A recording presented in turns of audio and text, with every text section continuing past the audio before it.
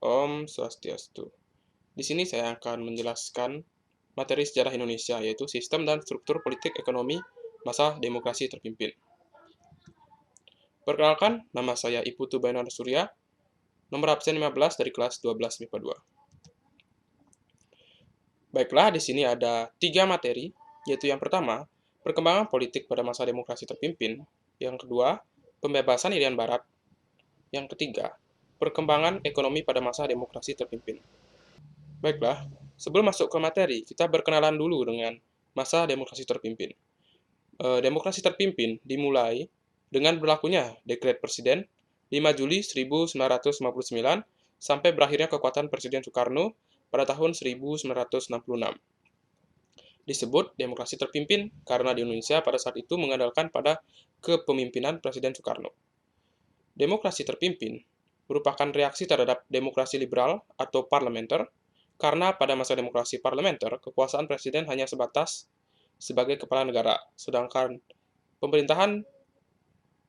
kekuasaan pemerintahan dilaksanakan oleh partai. Baiklah, sekarang kita masuk ke materi pertama. Nah, di materi pertama ini yaitu perkembangan politik pada masa demokrasi terpimpin. Ada 3 subbab, yaitu yang pertama, Dekret Presiden 5 Juli 1959. Akibat gagalnya konstituante dalam melaksanakan tugasnya untuk merumuskan UUD, untuk merumuskan Undang-Undang Dasar yang baru sebagai pengganti Undang-Undang Dasar sementara 1950, serta rentetan peristiwa politik keamanan yang mengguncangkan persatuan dan kesatuan bangsa. Akhirnya, Presiden Soekarno pada 5 Juli tahun 1959 mengeluarkan dekret presiden yang berisi, yang pertama, pembubaran konstituante, yang kedua, tidak berlakunya Undang-Undang Dasar sementara 1950 dan berlakunya kembali Undang-Undang Dasar 1945. Pembentukan MPRS dan DPAS.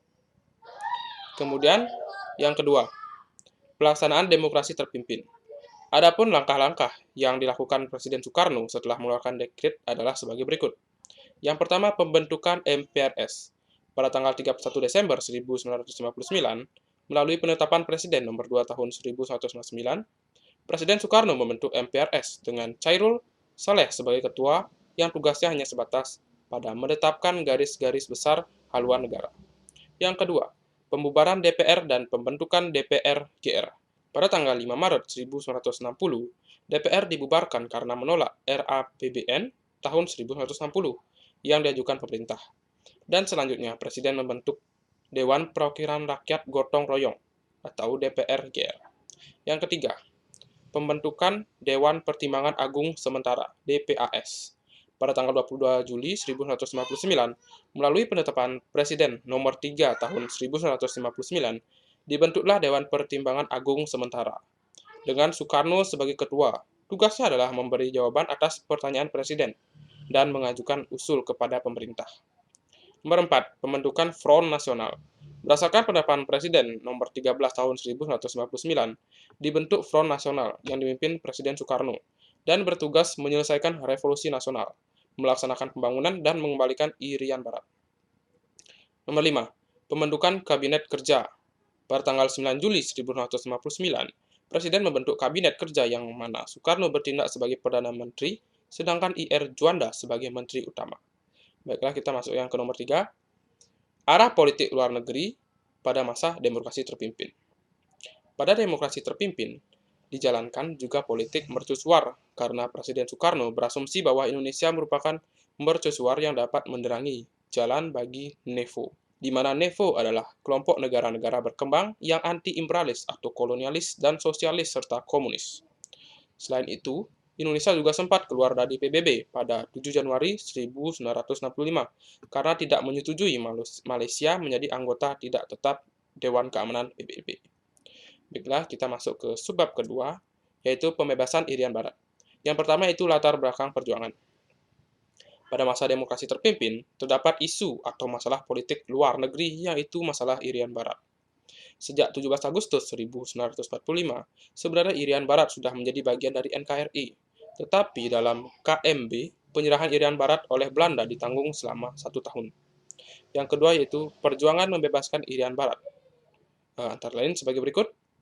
Yang pertama, Konferensi Uni Indonesia Belanda dengan mengadakan beberapa pertemuan, tetapi gagal. Yang selanjutnya, perjuangan diplomasi di mana dilakukan melalui 2 tahap. Tahap pertama, yaitu Indonesia berupaya melalui diplomasi bilateral dengan berunding langsung dengan Belanda. Tahap kedua, yaitu Indonesia membawa masalah Irian Barat ke sidang Majelis Umum PBB, tetapi semua tahap tersebut gagal. Selanjutnya, setelah berusaha melalui jalan damai selama 10 tahun, akhirnya Indonesia melakukan aksi-aksi pembebasan Irian Barat dengan cara mengambil alih semua perusahaan milik Belanda yang ada di Indonesia. Aksi-aksi itu menyebabkan ketegangan memuncak hingga pada 17 Agustus 1960, Indonesia memutuskan hubungan diplomatik dengan Belanda. Selanjutnya, Indonesia melakukan konfrontasi militer. Indonesia melakukan konfrontasi militer dengan mengumumkan pembentukan Tri Komando Rakyat atau Trikora di Yogyakarta.